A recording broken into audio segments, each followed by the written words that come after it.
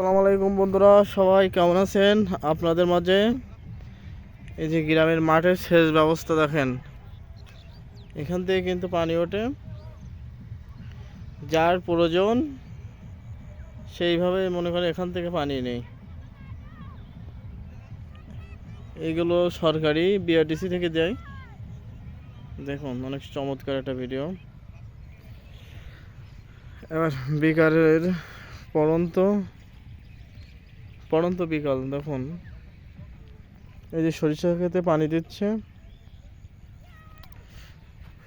অনেকে মনে করেন সরিষা লাগাইছে, আর অনেকে জমিতে ধান চাষ করার জন্য পাতা ফেলতেছে। যারা সরিষা লাগায়নি অনেকে সরিষা, এ দেখেন এনারা এই যে জমিওয়ালারা সরিষা রোপণ করছে কিন্তু সরিষা হয়নি। অনেকে সরিষা লাগাইছে, হয়নি।